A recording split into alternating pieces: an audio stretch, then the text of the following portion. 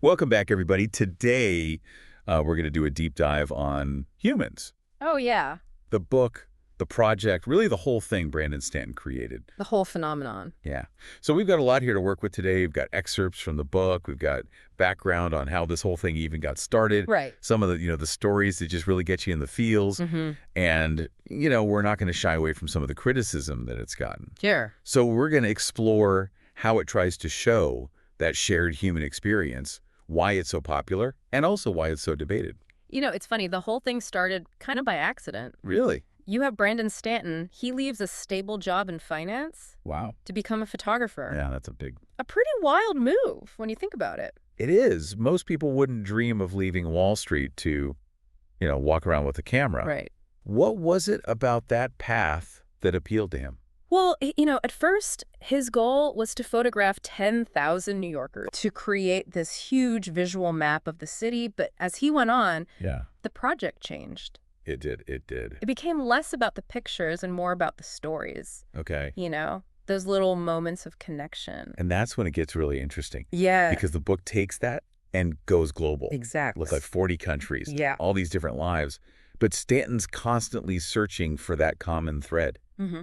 I mean, there's this story about the mother whose son aced his exams. Oh, yeah. Gets me every time. He was so happy he gave all his money to the security guard Yeah. and said, share it with everyone in line. Right. Perfect example of how humans taps into these universal emotions. It does. Joy, generosity, things that transcend cultural boundaries. It makes you wonder, though, It does. how do you connect with people when there's a language barrier? Yeah. How do you build trust to get those stories? Right. I mean, it's one thing to chat with somebody on the street, Sure. but to get them to open up about something really personal, there's got to be a special kind of magic. Absolutely. And what's so fascinating is that humans, it goes beyond the warm, fuzzy feelings. It does. It creates change in the world. Real change. Oh, totally. Yeah. Remember Stephanie Johnson, Tanqueray? Oh, yeah. How could you forget Tanqueray? Their story led to all that support, right? It did. A GoFundMe for her medical bills raised millions in a week. Oh, wow. And then there are other examples, too. Over $1 million for Brooklyn schools. Right. After Stanton met a student named Vidal, another $1 million for Christie's Kitchen. Oh, yeah. It was about to close down. It's incredible. Makes you wonder how a photo and a story can have such a ripple effect. It's amazing. It seems to tap into something we all share. Have you ever been so moved by a story that you felt like you had to help? Definitely. It really reminds you, even in a world that feels divided, we're all connected. We are. But humans has gotten its share of criticism. Oh, yeah. Some of it pretty harsh. Some people, they really don't hold back. No, they don't. Saying that this feel-good approach actually oversimplifies things, even does more harm than good. What do you think about that? Well, one critic even said that humans is more like a burst of pathos. I Not anything really substantial, and there are questions about exploitation, too. Profiting from people's stories without giving anything back.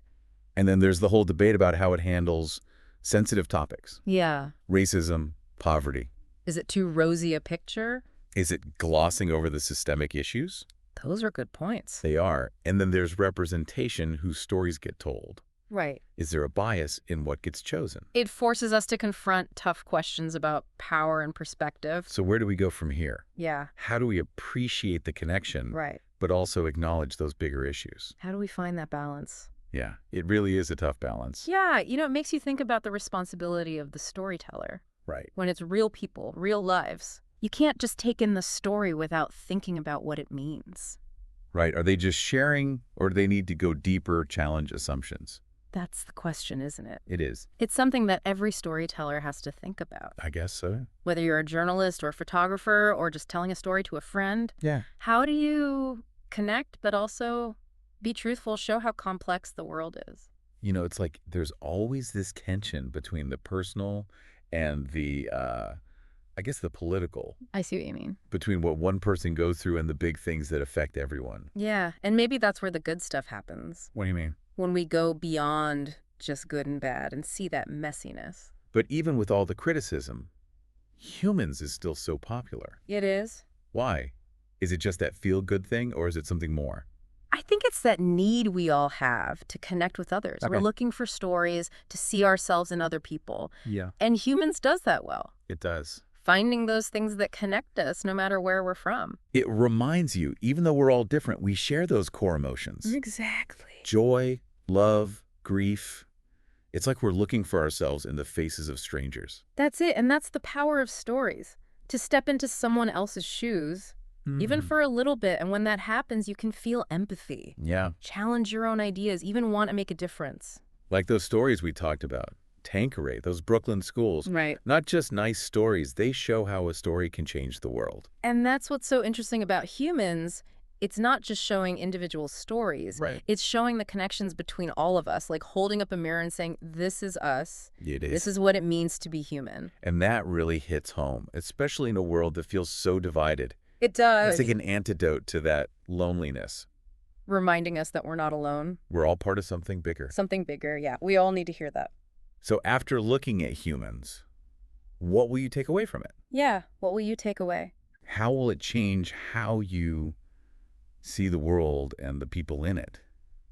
Makes you think, doesn't it? It does. How often do we just, go through life not really seeing people, Right. not realizing we share so much? It's easy to forget, get caught up in our own stuff. Forget that everyone has their own story. Humans reminds us of that. It does. It's like, slow down, look closer, see the person. See the person, yeah. Stan said it changed him too. Oh, yeah.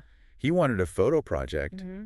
but it became so much more Yeah. like he found something bigger by accident. It's like it took on a life of its own Mhm. as he met more people. I think there's a lesson there. I think so, too. No matter what you do, there's always more to learn. If you're open to it. That curiosity, that's what leads to connection, to Mm. those moments that change how you see things. Absolutely. And, sometimes the biggest impact comes from those little moments.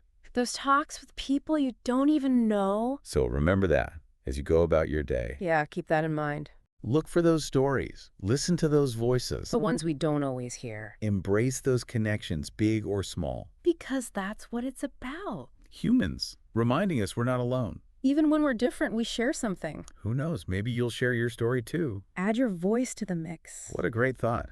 It is. Well, thanks for joining us on this deep dive into humans. It's been fun. We hope you've come away with a sense of, wonder, empathy, And connection. and a deeper understanding of what connects us all. That's it. Until next time, keep exploring, keep listening, and keep sharing your story. Because that's what makes us human. See ya.